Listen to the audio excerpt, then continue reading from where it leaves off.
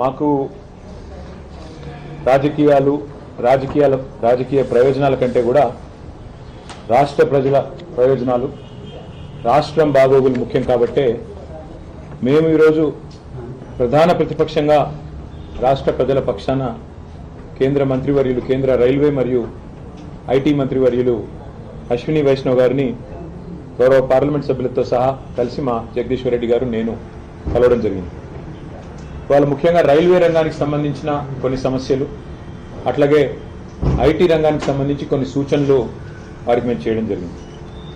ప్రస్తుతం రాష్ట్రంలో ఈరోజు మరి ఈ సౌత్ సెంట్రల్ రైల్వే, దక్షిణ మధ్య రైల్వే ఏదైతే ఉందో దీన్ని పునర్విభజన చేసే కార్యక్రమం నడుస్తూ ఉంది. మేము గౌరవ మంత్రి గారికి చెప్పింది ఏమంటే, దయచేసి మీరు కాజీపేట ప్రజల కోరిక, వరంగల్ ప్రజల కోరిక, కాజీపేటలో రైల్వే డివిజన్ కావాలని, రావాలని, అందులో భాగంగా దయచేసి కాజీపేటలో ఒక రైల్వే డివిజన్ని ఏర్పాటు చేయాలని చెప్పి మేము వారిని కోరడం జరిగింది. ఇది మా ప్రతిపాదన కాదు, రైల్వే ఉద్యోగులు, రైల్వేకి సంబంధించిన నిపుణులు చెప్తున్న ప్రతిపాదన. మేము ప్రతిపాదించిన ఈ రైల్వే డివిజన్లో కాజీపేట బల్లార్షా, పెద్దపల్లి నిజామాబాద్, కాజీపేట ఎర్రుపాలెం, డోర్నకల్ మనుగూరు, మోతమర్రి విష్ణుపురం, కాజీపేట వంగపల్లి సెక్షన్లు ఉండాలని సూచించాం. రైల్వే ఉద్యోగులు కూడా ఈ విషయంలో సంపూర్ణ మద్దతు తెలియజేస్తా ఉన్నారు. ఇక్కడ విషయం ఏమంటే 900 కిలోమీటర్లు మాత్రమే ఉండే గుంటూరుని ఒక డివిజన్గా చేస్తా ఉన్నారు. మాకు ఆ విషయంలో అభ్యంతరం లేదు. అట్లాగే 2200 కిలోమీటర్లతో విజయవాడ గుంతకల్ డివిజన్ పనులు కూడా జరుగుతూ ఉన్నాయి. మరి ఇక్కడ కాజీపేటలో దాదాపు 2000 కిలోమీటర్ల ట్రాక్ ఉంది కాబట్టి దీన్ని కూడా డివిజన్గా ఏర్పాటు చేయాలని కోరాం. అట్లాగే మా రవిచంద్ర గారు కూడా కొత్తగూడెం డివిజన్ ఏర్పాటు చేసే సాధ్యాసాధ్యాలు పరిశీలించాలని చెప్పి వారు కూడా వివరంగా మరి మంత్రి గారికి రిప్రజెంటేషన్ కూడా ఇవ్వడం జరిగింది. సో కాజీపేట డివిజన్ అనేది ఒక డిమాండ్గా, అట్లాగే కొత్తగూడెం డివిజన్ అనేది మరొక డిమాండ్గా సాధ్యాసాధ్యాలు పరిశీలించి ఏ రకంగా చేస్తే బాగుంటుందో మరి న్యాయం చేయాలి అని చెప్పి వారికి కోరడం జరిగింది. అట్లాగే మీరు హైదరాబాద్ నుంచి కరీంనగర్ దాకా ఉన్న కొత్తపల్లి మనోహరాబాద్ రైల్వే లైన్ ఏదైతే ఉందో, పెద్దలు కేసీఆర్ గారు ఆనాడు కేంద్ర మంత్రిగా ఉన్నప్పుడు 2004-05 సంవత్సరంలో ఆ రోజు అప్పటి ప్రధానమంత్రి మన్మోహన్ సింగ్ గారిని ఒప్పించి ఆనాటి కరీంనగర్ పార్లమెంట్ సభ్యుడిగా కేసీఆర్ గారు కొత్తపల్లి, మనోహరాబాద్, సిద్దిపేట, సిరిసిల్ల, వేములవాడ మీదుగా చొప్పదండి నియోజకవర్గం మీదుగా కరీంనగర్కు కలిపే ఈ బ్రాడ్ గేజ్ రైల్వే ప్రాజెక్టును ఆ రోజు మంజూరు చేయించారు, దాదాపు 21 సంవత్సరాల కిందట. ఇది మొత్తం 151 కిలోమీటర్ల ప్రతిపాదన. కానీ ఎప్పుడైతే కేసీఆర్ గారు మరి తెలంగాణ ఇవ్వనందుకు నిరసనగా కేంద్ర మంత్రివర్గం నుంచి పక్కకు జరిగారో 2006లో, 2006 నుంచి 2014 వరకు 8 సంవత్సరాలు కాంగ్రెస్ ప్రభుత్వం ఆ ప్రతిపాదనను పూర్తిగా కోల్డ్ స్టోరేజ్లో పెట్టింది, పక్కన పెట్టింది.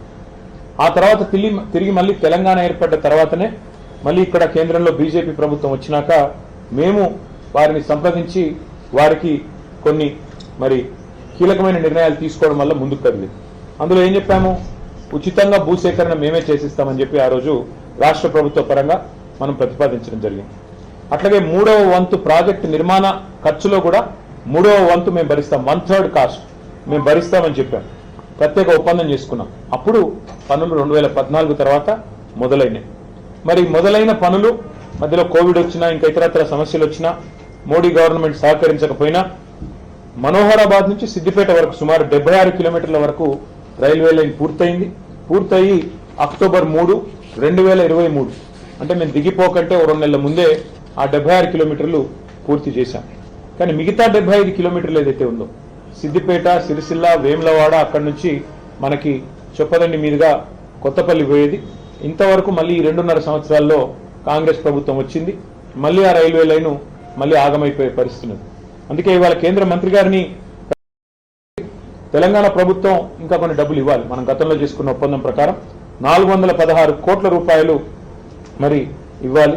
అది ఇవ్వకపోవడం వల్లనే ఇవాళ కాంగ్రెస్ ప్రభుత్వ సహాయ నిరాకరణ వల్లనే ఆగింది అని చెప్పి మంత్రి గారు కూడా మాకు చెప్పడం జరిగింది. భూసేకరణ మరొక 96 హెక్టార్లు చేయాల్సి ఉంది అని చెప్పి మరి ఇక్కడ రాజ్యసభలో కేంద్ర ప్రభుత్వం మా సభ్యులు ప్రశ్న అడిగితే సమాధానం కూడా ఇచ్చారు. ఇక్కడ వాస్తవం ఏమంటే 20 ఏళ్ల కింద ప్రతిపాదించిన ప్రాజెక్ట్, ఇక సమయం గడిచిన కొద్దీ కాస్ట్ పెరుగుతా ఉంది. అందుకే మంత్రి గారికి గుర్తు చేశాం. మొదలు మంజూరైనప్పుడు 1160 కోట్లు ఈ రైల్వే లైన్ యొక్క అంచనా వ్యయం. ఈ రోజు అది 2780 కోట్లకు పెరిగింది, అంటే డబల్ కంటే ఎక్కువైంది. ఈ ప్రాజెక్ట్ వల్ల లాభం ఏంటి ఈ రైల్వే లైన్ వల్ల అంటే, మధ్యలో టెక్స్టైల్ హబ్గా ఉన్న సిరిసిల్ల, మరి ఒక తిరుపూర్ స్థాయిలో తమిళనాడులో ఎదిగేదానికి ఆస్కారం ఉన్న ప్రాంతం సిరిసిల్ల. వాళ్ళ సిరిసిల్ల నుంచి వస్త్ర ఉత్పత్తులు, అపారెల్ పార్క్ కానీ టెక్స్టైల్ పార్క్ కానీ అక్కడి నుంచి ప్రపంచ విపణిలోకి పోతా ఉన్నాయి, ప్రపంచ మార్కెట్లోకి పోతా ఉన్నాయి. ఇవాళ న్యూయార్క్ దాకా, అమెరికా దాకా కూడా సిరిసిల్లలోని కొన్ని కంపెనీలు తమ తమ టెక్స్టైల్ ఉత్పత్తులను వారు ఎక్స్పోర్ట్ చేస్తూ ఉన్నారు. అట్లాగే పక్కన దక్షిణ కాశీగా పేరుపడ్డ వేములవాడ కూడా అదే సర్క్యూట్లో ఉంది. కాబట్టి రాజరాజేశ్వర స్వామి దేవాలయం అక్కడే ఉంది. లక్షలాది మంది మరి ఆ దేవాలయాన్ని కూడా సందర్శిస్తూ ఉంటారు. అందుకే ఇంతటి ప్రాధాన్యత కలిగిన ఈ లైన్ని మరి వెంటనే ప్రయారిటీ కింద టేకప్ చేయాలని చెప్పి అశ్విని వైష్ణవ్ గారిని, కొంత రాష్ట్ర ప్రభుత్వాన్ని ఒక ముళ్ళుగర్రతో పెట్టి పొడిచినట్టయితే ఏమైనా కదులుతారేమో. నేను చెప్తే ఎట్లాగూ వారు వినరు, మీరన్నా గట్టిగా మీ డిపార్ట్మెంట్ కాబట్టి చెప్పండి అని చెప్పి వారిని కోరారు. దాంతోపాటు సిరిసిల్ల వేములవాడ రైల్వే స్టేషన్లను కూడా అత్యాధునికమైన సౌకర్యాలతో అమృత్ భారత్ స్టేషన్ పథకంలో చేర్చాలని చెప్పి కూడా వారిని కోరారు. దాని తర్వాత ఆ స్టేషన్ నుంచి, తంగళ్లపల్లి రైల్వే స్టేషన్ నుంచి నేరుగా మిడ్మానేర్ రిజర్వాయర్ మీదుగా ఎలాంటి ల్యాండ్ అక్విజిషన్ అవసరం లేకుండా ధవళేశ్వరం వద్ద ఎట్లా అయితే ఒక రైల్ కమ్ రోడ్ బ్రిడ్జ్ ఉందో అదే పద్ధతుల్లో ఒక రైల్ కమ్ రోడ్ బ్రిడ్జ్ ని కూడా మంజూరు చేయండి అని చెప్పి గౌరవ మంత్రి గారిని మరి కోరడం కూడా జరిగింది. అట్లాగే ఇవాళ మీరు గమనించినట్టయితే హైదరాబాద్ నుంచి వాళ్ళ వరంగల్ మీదుగా మన కాజీపేట జంక్షన్ మీదుగా మనకు ఢిల్లీ రైళ్లు అన్నీ వస్తూ ఉంటాయి. అట్లా కాకుండా అటు లోడ్ ఎక్కువ పెరిగింది కాబట్టి రేపు కరీంనగర్ నుంచి ఇటు మంచిర్యాల వైపు నుంచి తీసుకొని పోవాలి రైళ్లు అంటే ప్రత్యామ్నాయంగా ఎలక్ట్రిఫికేషన్ జరగాలి, లేన్ ఎలక్ట్రిఫికేషన్, రూట్ ఎలక్ట్రిఫికేషన్ జరగాలి. ఇవాళ ఈ రైల్వే లైన్ ఏదైతే ఉందో కొత్తపల్లి మనోహరాబాద్, దీన్ని సంపూర్ణంగా ఎలక్ట్రిఫికేషన్ కూడా టేకప్ చేయాలని చెప్పి మంత్రి గారిని విజ్ఞప్తి చేశాము. ప్రధానమంత్రి గారు ఏదైతే చెప్తున్నారో PM గతి శక్తి అని, ఆ లక్ష్యాలు అందుకోవాలంటే ఎలక్ట్రిఫికేషన్ కూడా చేయాలి, తద్వారా లోడ్ కూడా తగ్గాలి అని చెప్పి కూడా వారికి విజ్ఞప్తి చేయడం జరిగింది. అట్లాగే మంత్రి గారికి ప్రత్యేకంగా ఇంకో విషయం కూడా చెప్పారు. వారు ఐటీ మంత్రి కూడా, రైల్వే మంత్రి మాత్రమే కాదు ఐటీ శాఖ మంత్రిగా కూడా ఉన్నారు.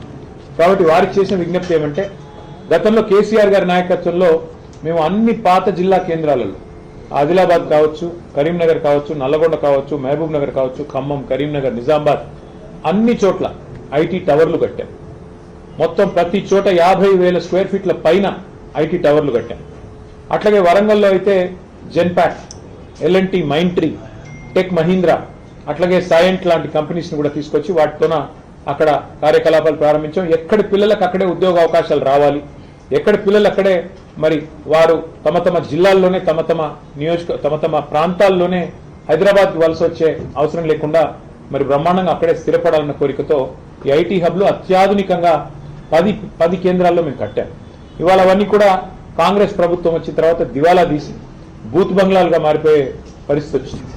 అందుకే ఇవాళ కేంద్ర మంత్రి గారిని ఏం కోరామంటే, ముఖ్యంగా వరంగల్ అనేది హైదరాబాద్ తర్వాత 2వ అతిపెద్ద పట్టణం తెలంగాణలో, 10 లక్షల జనాభా ఉన్న పట్టణం, బ్రహ్మాండంగా పెద్ద ఎత్తున కాలేజీలు, పెద్ద ఎత్తున విద్యార్థులు ఉన్న ప్రాంతం వరంగల్.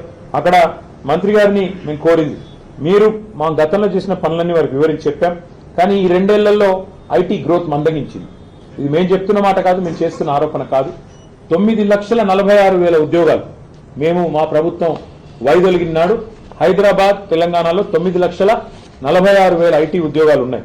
మరి ఈరోజు మన రాష్ట్ర ప్రభుత్వం వాళ్ళు చెప్తున్న మాటలే, గవర్నర్ గారి ప్రసంగంలో చెప్పారు 7,000 ఉద్యోగాలు తగ్గాయి, ఇప్పుడు కేవలం 9,39,000 ఉద్యోగాలు ఉన్నాయని.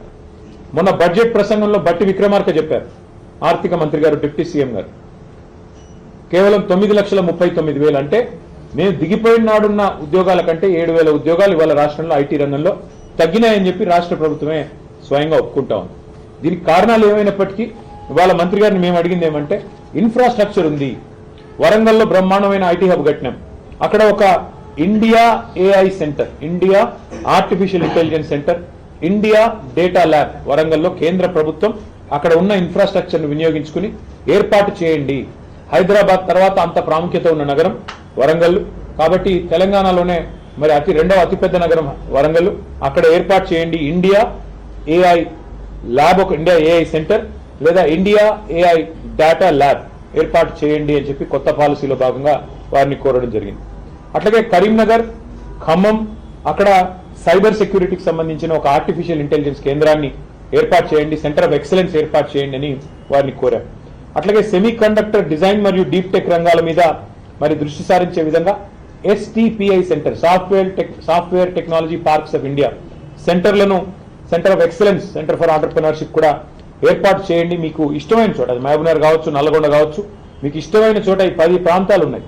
ఎక్కడ మీకు అనుకూలంగా ఉంటే అక్కడ మీరు దయచేసి ఇది కూడా ఏర్పాటు చేయండి. So centre of excellence of STPI on entrepreneurship ఏర్పాటు చేయమని కోరాం. దాంతోపాటు మరి అందుబాటులో ఉన్న ఈ IT టవర్లలో అన్ని మౌలిక సదుపాయాలు ఉన్నాయి. రాష్ట్రమంతా T5 కార్యక్రమాన్ని కూడా మా ప్రభుత్వమే చేసింది. కనెక్టివిటీ రాష్ట్రం అంతటా కూడా ఉంది. కాబట్టి పాలసీ ఫ్రేమ్వర్క్ కూడా సిద్ధంగా ఉంది, ఇన్ఫ్రాస్ట్రక్చర్ సిద్ధంగా ఉంది. ఈ అన్ని నగరాలు, అన్ని పట్టణాలు ఇప్పటికి మా ప్రభుత్వం వచ్చింటే ఉపాధి కేంద్రాలుగా మారే అవకాశం ఉంది. యంగ్స్టర్స్ కి హైదరాబాద్ కి, బెంగళూరుకి పోయే అవసరం లేకుండా ఇంకా ఎక్కువ IT విస్తరణ జరిగేదానికి మా ప్రణాళికలు ఉండినాయి. కానీ ఈ ప్రభుత్వం, కాంగ్రెస్ ప్రభుత్వం పట్టించుకోవట్లేదు.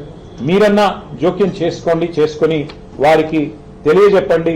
ఈ Tier 2 సిటీస్ అంటే ద్వితీయ శ్రేణి పట్టణాలు, వాటిని మరి పెంచాలి, విస్తరించాలి. ప్రపంచవ్యాప్తంగా ఉన్న ట్రెండ్కు అనుకూలంగా మనం కూడా AIని వినియోగించుకోవాలి, ఆర్టిఫిషియల్ ఇంటెలిజెన్స్ ని.